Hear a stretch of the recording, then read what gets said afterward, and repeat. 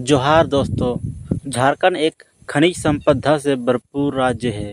यहाँ कोयला, लौह अयस्क, बॉक्साइट, मैग्नीज और यूरेनियम तक मौजूद है।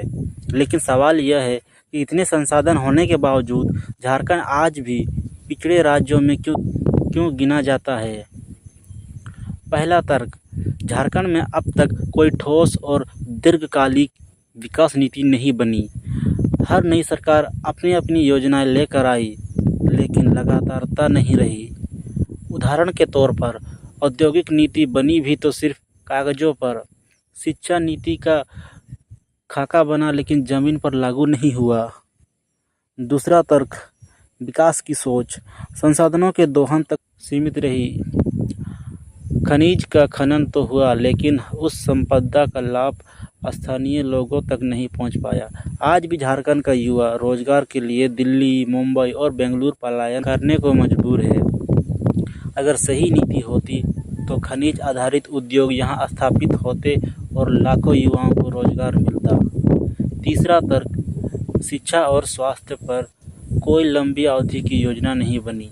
2011 की जनगणना के अनुसार झारखंड की साक्षरता दर 67 थी, आज भी राष्ट्रीय औसत से पीछे है। स्वास्थ्य ढांचे की स्थिति यह है कि ग्रामीण इलाकों में अस्पताल और डॉक्टरों की भारी कमी है। स्पष्ट है, बिना शिक्षा और स्वास्थ्य नीति के विकास अधूरा है। चौथा तर्क, ग्रामीण और आदिवासी समाज को विकास की मुख्य धारा में लाने के लिए विशेष नीति की जरूरत थी, लेकिन अभी तक ऐसी कोई सुस्पष्ट योजना नहीं बनी जिसके तहत आदिवासी संस्कृति, जमीन और रोजगार सुरक्षित रह सके।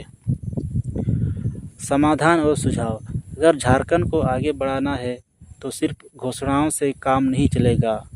राज्य को चाहिए एक समग्र विकास नीति, शिक्षा और स्वास्थ्य को प्राथमिकता दी जाए, खनिज आधारित उद्योगों का विकास हो और उसमें स्थानीय युवाओं को 75% तक रोजगार मिले। कृषि और वनों पर आधारित अर्थव्यवस्था को मजबूत किया जाए। आदिवासी और स्थानीय समुदाय की सुरक्षा, संस्कृति और अधिकारों को नीति में शामिल किया जाए। अंत में यही कहा जा सकता है कि झारखंड के पास संसाधन है, क्षमता है, लेकिन दिशा नहीं है। एक स्पष्ट विकास नीति ही इस राज्य को पिछड़ापन से उबार सकती है।